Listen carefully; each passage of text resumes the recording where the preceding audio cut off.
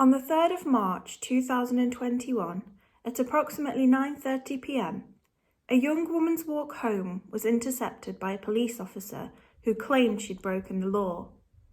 But this was no ordinary police officer. This was an evil predator of the worst kind.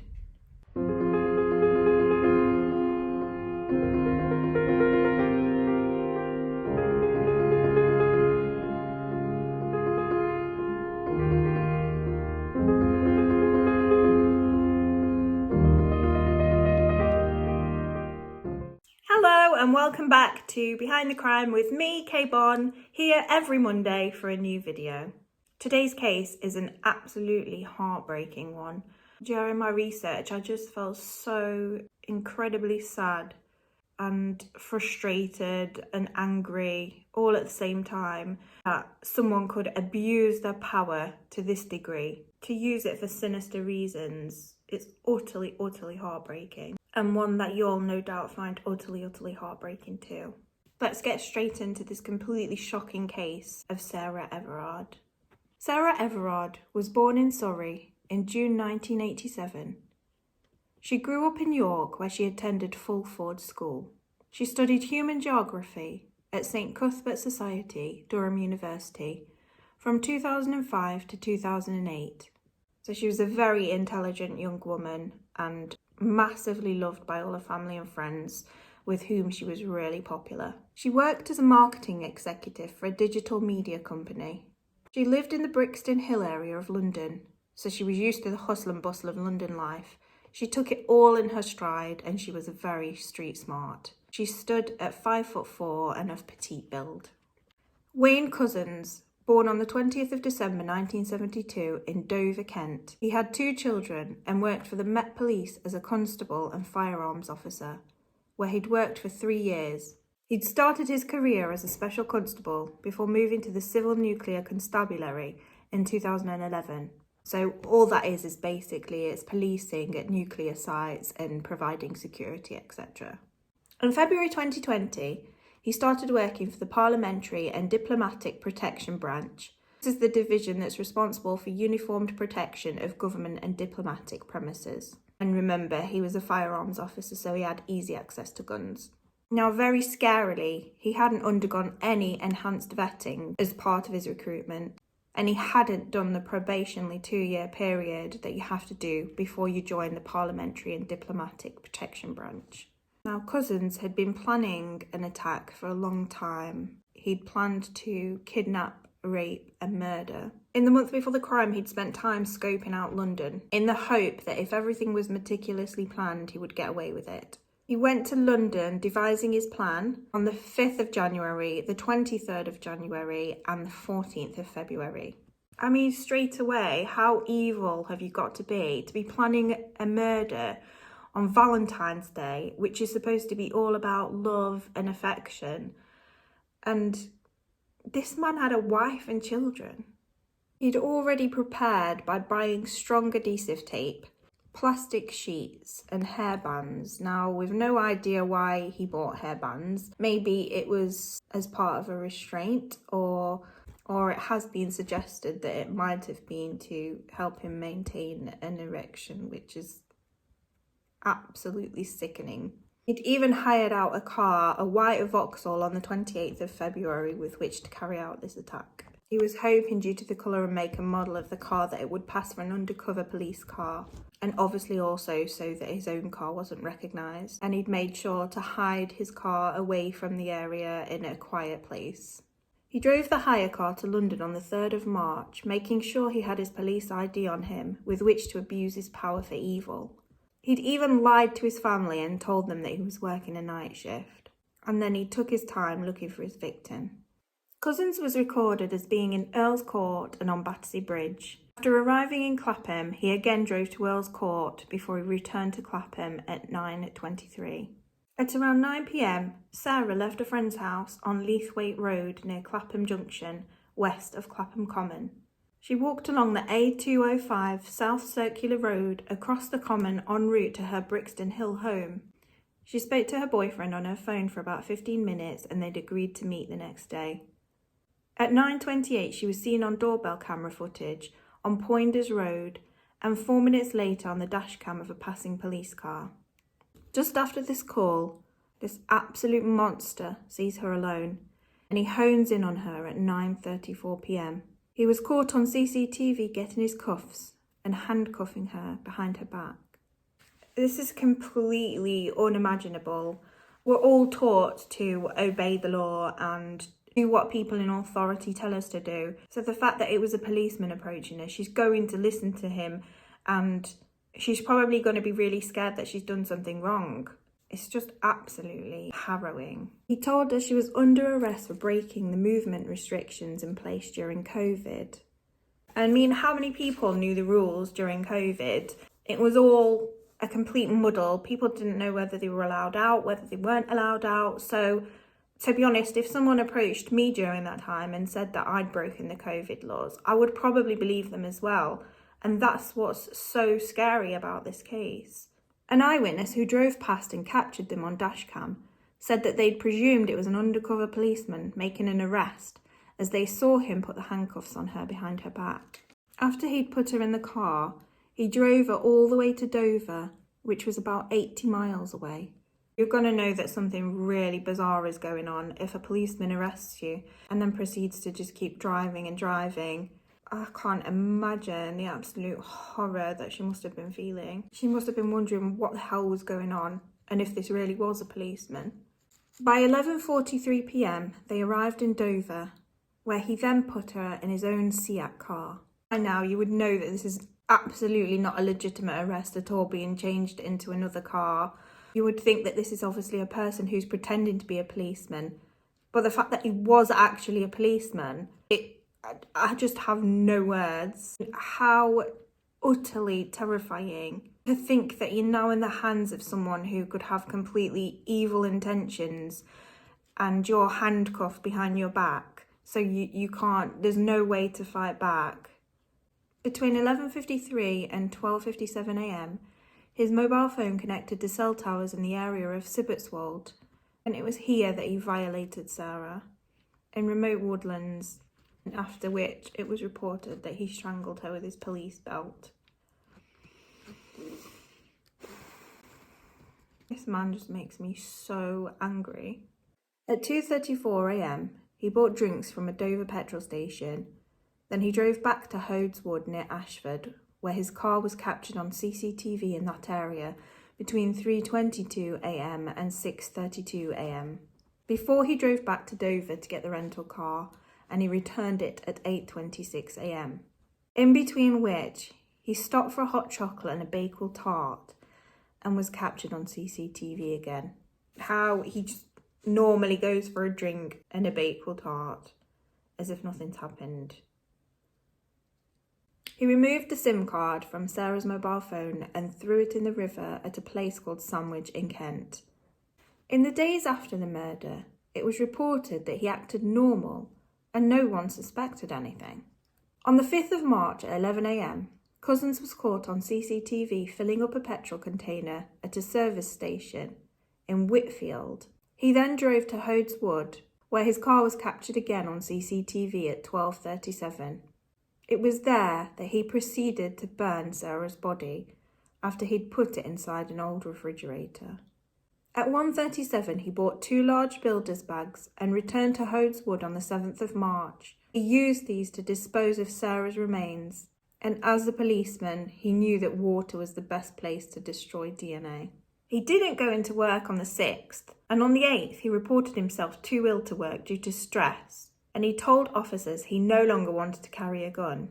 But strangely, even though this might sound like a guilty conscience, he then takes his family on a day trip out to the woods where he'd kept Sarah's body.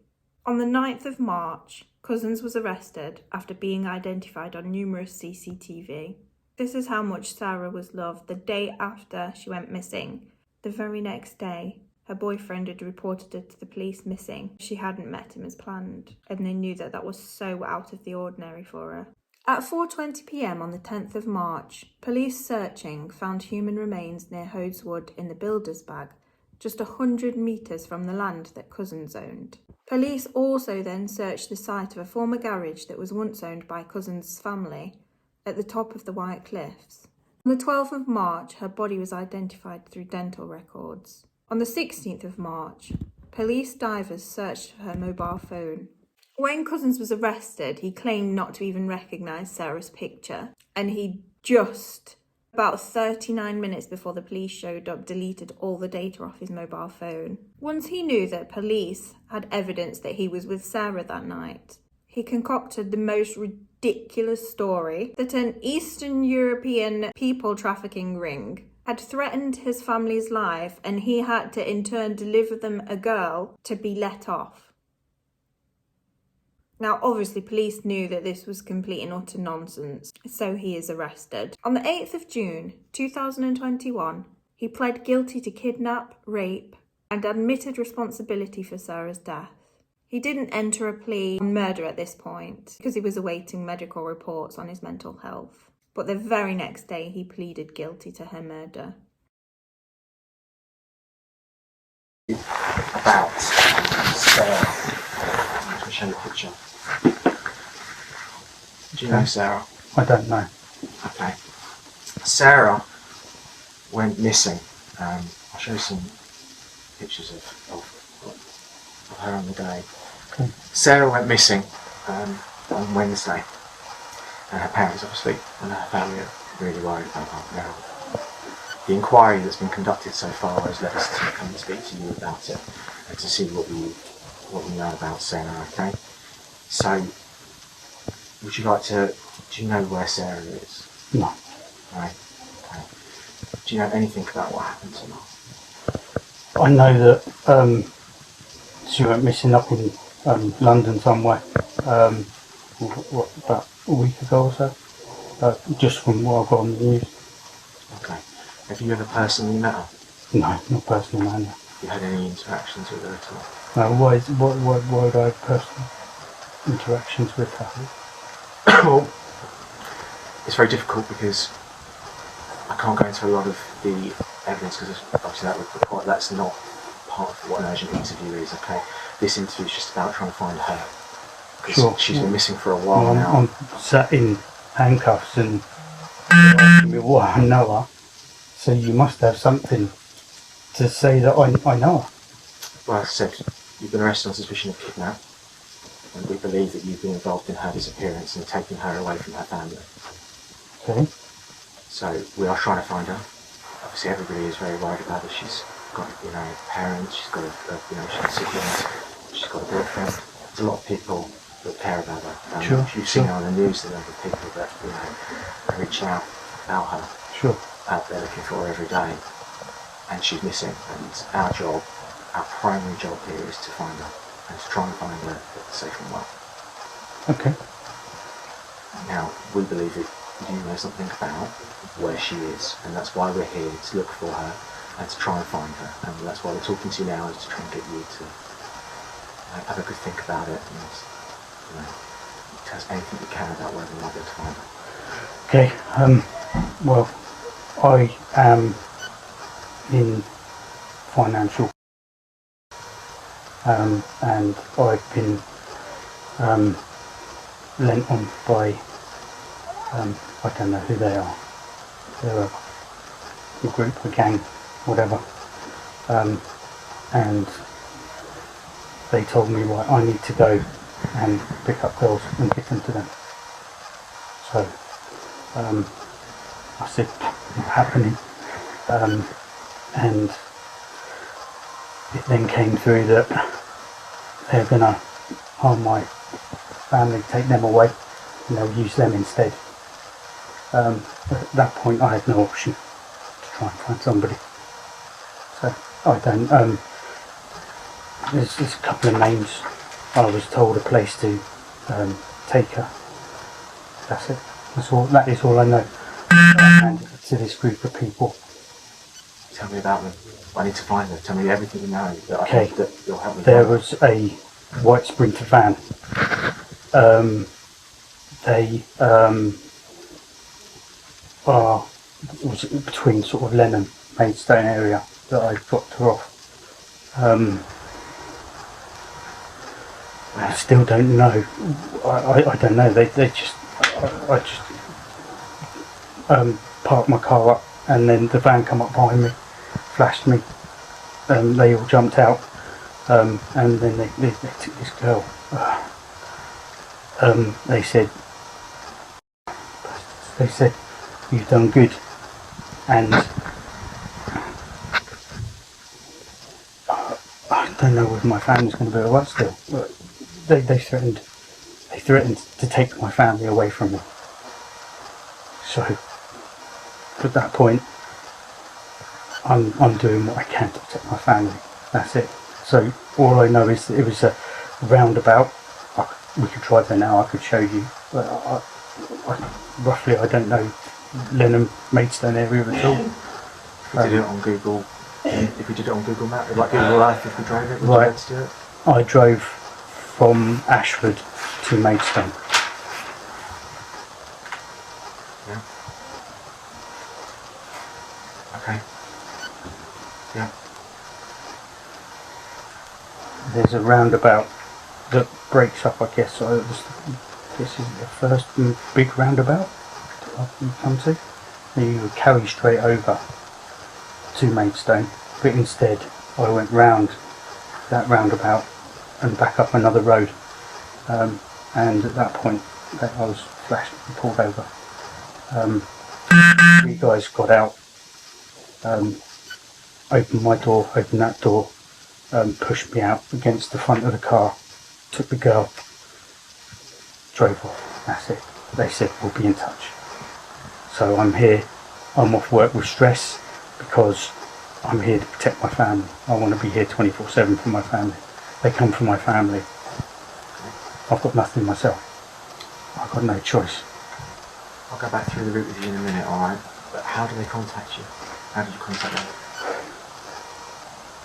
I tried to take over one of their call girls and rip her off. So she's told them, and they've got me. So how do they? No, but how do they contact you? How is it they've been in contact with you to make these threats? They just tell me, be here. So Hotel Burston down in Folkestone, got to be here. Okay, so I turned up. But I've got no mobile number, and they have got my mobile number. They haven't. They're obviously outside watching, following. I just, honestly. How are they telling you to be there? How is it they're giving you those directions? Yeah, they'll come outside. So they'll be outside here. Yeah. And then they'll say, right, you're going to be in Folkestone at this time, or you're going to be in Ashford at this time. That's it. There's no links, no telephone numbers. I'm completely on my own, but at the same time being threatened. It had Romanian plates on the van, white, like Mercedes Sprinter type. At a hearing on the 9th of July, Cousins pleaded guilty to murder. On video link from Belmarsh Prison, he kept his head down and was shaking slightly. He and the victim were complete strangers and were unknown to each other prior to her abduction. After the plea hearing, it was reported that Kent Police had received a report in 2015 of a man in a car in Dover naked from the waist down. It was believed there may be enough information recorded in the Kent police system to have identified the man as Cousins, who was a serving police officer at the time. Speaking outside the Old Bailey, Cressida Dick, the then Commissioner of the Metropolitan Police, said she felt sickened, angered and devastated by Cousins' crimes, adding, "They are dreadful and everyone in policing feels betrayed. Sarah was a fantastic, talented young woman with her whole life ahead of her, and that has been snatched away." The sentencing hearing before Lord Justice Fulford began at the Old Bailey on the 29th of September 2021, following medical and psychiatric reports. Cousins barrister Jim Sturman QC asked Fulford to consider imposing a life sentence with a determinate tariff which would allow Cousins to become eligible for release on licence in his 80s. On the 30th of September, Cousins was sentenced to life imprisonment with a tariff of a whole life order, with Fulford justifying the severity of the punishment by saying that Cousins' use of his position as a police officer to detain Everard was the vital factor which in my view makes the seriousness of this case exceptionally high. In October 2021, it was reported that Cousins was applying for leave to appeal against his sentence. I mean, how dare he? In July 2022, his appeal against his whole life sentence was rejected by the Court of Appeal. As of December 2021, Cousins was imprisoned at HM Prison, Frankland in County Durham. In March 2022, Cousins was further charged with 4 counts of indecent exposure related to alleged incidents in January and February 2021. In February 2023, Cousins pleaded guilty to 3 incidents of indecent exposure that took place in Kent in 2020 and 2021. A further 3 counts were ordered to lie on file. And just recently, he was sentenced to another 19 months on top of his sentence for the crimes that he had previously committed. In November 2022, 2 of Cousins' colleagues, PC Jonathan Cobban and former PC Joel Borders, were jailed for multiple counts of sending grossly offensive messages on a public communications network. Cobban and Borders were part of a WhatsApp group chat with Cousins and another officer where they sent racist, homophobic, misogynistic and ableist messages. In April 2023, it was reported that Cousins could be entitled to a police pension worth £7,000 a year. Mayor of London Sadiq Khan, who had previously and successfully applied to have Cousins stripped of his Metropolitan Police pension, said he may now be entitled to pensions from his pre-Met service. On the 11th of March 2021, the Home Secretary Priti Patel released a statement saying every woman should feel safe to walk on our streets without the fear of harassment or violence. And Sadiq Khan stated that the London streets are not safe for women or girls. Patel announced that new laws are being considered to protect women against sexual harassment in public, including the potential of making public harassment a specifically defined crime. On the 16th of July, the Metropolitan Police held an in-camera disciplinary hearing at which Cousins was dismissed from the service with immediate effect. The Met later announced it would stop deploying lone plainclothes officers. So if for any reason you're approached by someone who is claiming to be a police officer, even if they are in police uniform and they're on their own, do not go with them. On the 30th of September 2021, after Cousins' sentencing, the Met stated that people should consider shouting out to a passerby, running into a house, knocking on a door, waving a bus down, or if you're in a position to do so, call 999 if they felt uncomfortable when being stopped by a single police officer. The Met received criticism for this statement, with commentators arguing that this would not have prevented Everard's murder, as Cousins was a police officer with the power to make arrests, and it could also leave people facing charges of resisting arrest. Yeah, if you see a police officer, the last thing you're going to want to do is to run away, because then, like it says, you would be charged with resisting arrest. So it's absolutely hideous to think that monsters like this could be in a power of position and use that position with which to terrorise and harm people. It's absolutely disgusting. Also, after Cousins' sentencing, Direct Action Group Sisters Uncut announced that they would be launching cop watch groups across the UK to train people to intervene in stop and searches and other potentially dangerous police arrests. That's also another thing. If you're a bystander and you see what you think is a policeman arresting somebody, you don't think, oh, I'll go in and I'll just make sure that this is all legitimate. And really, you shouldn't need to. You know, police should be there to protect you. But if you see something that you think is not right or you don't agree with, then absolutely step in or take out your phone and start recording what's happening so that there is a record. A YouGov poll released in November 2021 found that 76% of women believe police culture had to change and 47% of women had decreased trust in the police following Everard's murder. Simon Kempton, a police officer on secondment to the Police Federation, shared information about Cousins' defence with other police officers via social media messages. Kempton had received the information from a journalist who had witnessed Cousins' trial via video link and passed it on to Kempton before it could legally be published. Kempton was found guilty of professional misconduct concerning respect and courtesy and given a final written warning valid for 2 years. On the 23rd of May 2023, Samantha Lee, a former Metropolitan Police officer who was assigned to investigate 2 counts of indecent exposure committed by Cousins in the days prior to Sarah Everard's murder, was found guilty of gross misconduct for failing to properly investigate the incidents following a disciplinary hearing. Lee subsequently told BBC News that she believed she had been made a scapegoat for wider issues with the Metropolitan Police Service. So Cousins was doing illegal activity in the days before Sarah's murder, which, had it been looked into, who knows, maybe this could have been prevented from happening. This was a really tough case to do, and my heart goes out to Sarah's friends and family. This is a crime that could have happened to any one of us. You're taught to obey someone in power and not to resist, so it could have literally happened to any one of us, and that is absolutely terrifying. In my opinion, with all these previous assaults and things coming up that Wayne Cousins did before he'd murdered Sarah, I would not be surprised to find out that he could have murdered before. He obviously wanted to, and he had the means to, and he was perfectly happy to abuse his powers in any way that he could. Just what a disgusting, despicable man he is. Let me know your thoughts on the case. I release my content every Monday, so if you would like to be notified when I upload, click the subscribe and hit the little notification bell, and I will see you in the next case. Bye for now.